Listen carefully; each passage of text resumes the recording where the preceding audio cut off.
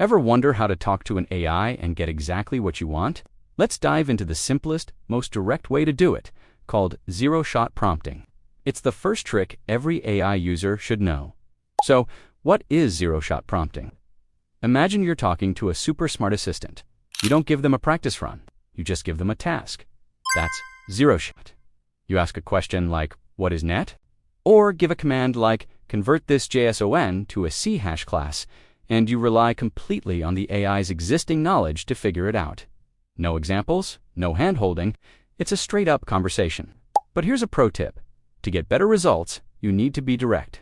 Vague questions lead to vague, and sometimes just wrong answers. For instance, instead of just dropping some code and saying, "Analyze this," you'll get much better results with a clear, task-oriented command. Try something like, "Explain what this code does," and identify any performance bottlenecks. See the difference? You're telling the AI exactly what to look for. This simple shift from a fuzzy request to a direct command drastically reduces the chances of the AI making things up, what we call hallucinations. You can take this even one step further by telling the AI how you want the answer formatted. This is a game changer. Let's build on our last example. You could say, "Explain what this code does and identify performance bottlenecks. Please answer using bullet points, one for each performance issue, by defining both the what and the how." You're guiding the AI to give you a response that's not just accurate, but also incredibly useful and easy to read. It's like giving your assistant a template to fill out. So, why would you use this method? First, it's fast and cheap. You don't need to spend time preparing complicated prompts with lots of examples. This means you save time and also use fewer tokens, which can save you money depending on the platform you're using.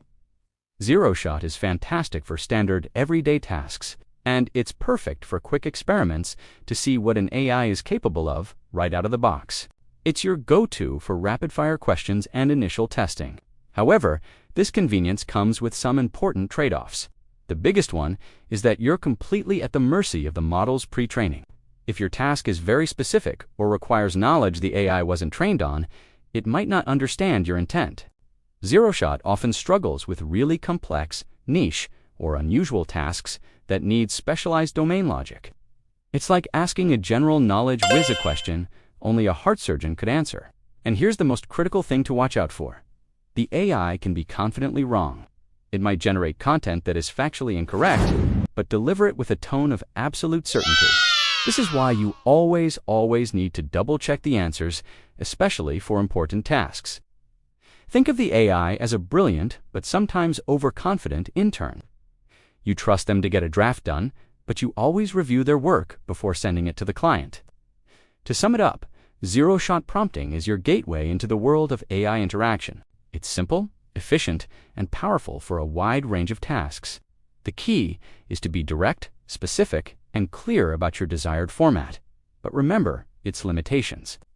For more complex problems, you might need to explore other prompting techniques, which we'll cover in future videos. So, start experimenting with your commands, and you'll be amazed at how much more you can accomplish.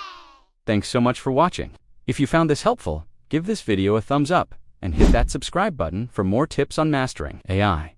Let me know in the comments what you've been using zero-shot prompting for. See you in the next one.